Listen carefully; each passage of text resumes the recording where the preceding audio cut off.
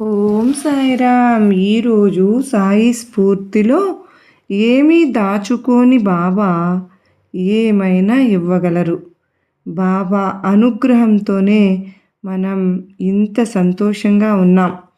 ప్రపంచంలో జీవకోటికంతటికీ తలదాచుకునేందుకు ఏదో ఒక ప్రదేశం ఉంది. నక్కలు బొరియల్లో, పక్షులు చిన్న గూళ్ళల్లో నివసిస్తాయి. ఇక మనుషులకు మంచి భవంతులే ఉన్నాయి. భగవంతుని స్వరూపమైన బాబా మాత్రం ఒక వేప చెట్టు క్రింద రాత్రింబవళ్ళు కూర్చునేవారు. పెద్ద తుఫానును కన్నులెర్రజేసి ఆపగలిగిన బాబా తన కోసం ఓ నివాసం ఏర్పరచుకోలేదు. మసీదులోనే సాయినాథుడు తన పూర్తి జీవితాన్ని గడిపారు. బాబా తనను నమ్మిన వారిని మంచివారిగా, గొప్ప సేవకులుగా, భక్తులుగా తీర్చిదిద్దుతారు. ఈ ప్రపంచంలో మంచి యజమానులు తన సేవకుల కోసం సుఖం గురించి తప్పక ఆలోచిస్తారు. తన లాభం కంటే వారు పొందే సంతోషమే ముఖ్యము అనుకుంటారు. మరి ప్రపంచానికంతటికీ యజమాని అయిన బాబా తననే నమ్ముకున్న వారి కోరికలు తీర్చకుండా ఉండరు కదా.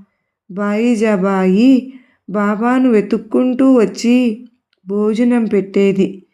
ఆమె ప్రేమకు, సేవకు ఫలితంగా బాబా తాత్యాను తన మేనల్లుడుగా భావించి తన ప్రాణాల్ని ధారపోసి అతన్ని మరణం నుంచి కాపాడారు.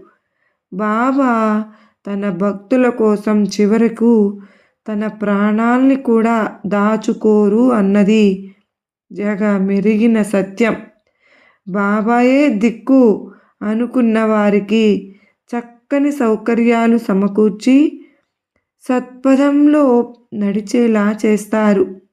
మన హృదయంలో మెదిలే ప్రతి ఆశను నెరవేర్చడానికి సిద్ధంగా ఉంటారు. ఇల్లు, వాకిలి, కూడు, గుడ్డ, సంసారం, సంతానం వంటి సకల సౌఖ్యాలు, సంపదలు బాబా అనుగ్రహిస్తారు. సమాధి నుండి మనకు వరాల వర్షం కురిపిస్తూనే ఉంటారు. భక్తులకు కల్పతరువైన బాబా వారికి అడిగినవన్నీ ప్రసాదిస్తారు. సర్వే జనా సుఖినో భవంతు. జై సాయినాథ్ అని పలుకుదామా.